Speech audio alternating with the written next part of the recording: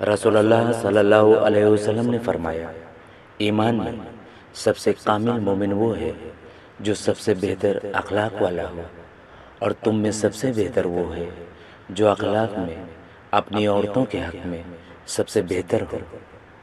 رسول اللہ صلی اللہ علیہ وسلم نے فرمایا، اپنے ماں باپ کو گالی دینا کبیرہ گناہوں میں سے ہے۔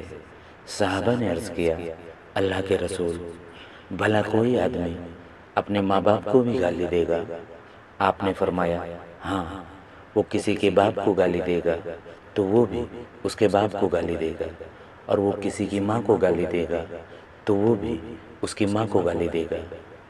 حضرت عبداللہ بن عمرو بن العاص رضی اللہ عنہما سے روایت ہے، رسول اللہ صلی اللہ علیہ وآلہ وسلم نے فرمایا، یہ بات بہت بڑا کبیرہ گناہ ہے کہ کوئی اپنے ماں باپ کو لعنت کرے۔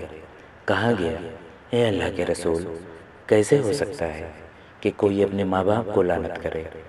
آپ نے فرمایا، کوئی شخص جب دوسرے کے باپ کو لعنت کرے گا تو وہ اس کے باپ کو لعنت کرے گا، اگر دوسرے کی ماں کو لعنت کرے گا تو وہ اس کی ماں کو لعنت کرے گا۔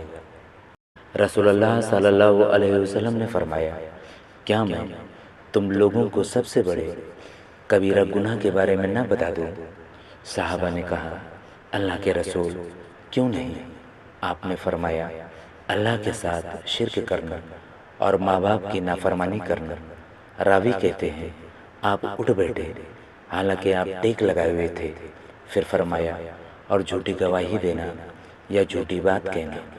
رسول اللہ صلی اللہ علیہ وسلم بار بار اسے دہراتے رہے، یہاں تک کہ ہم نے کہا، کاش آپ خاموش ہو جاتے۔ رسول اللہ صلی اللہ علیہ وآلہ وسلم سے کبیرہ گناہوں کے متعلق پوچھا گیا تو آپ نے فرمایا کہ اللہ کے ساتھ کسی کو شریک ٹھہرانا، ماں باپ کی نافرمانی کرنا، کسی کی جان لینا اور جھوٹی گواہی دینا۔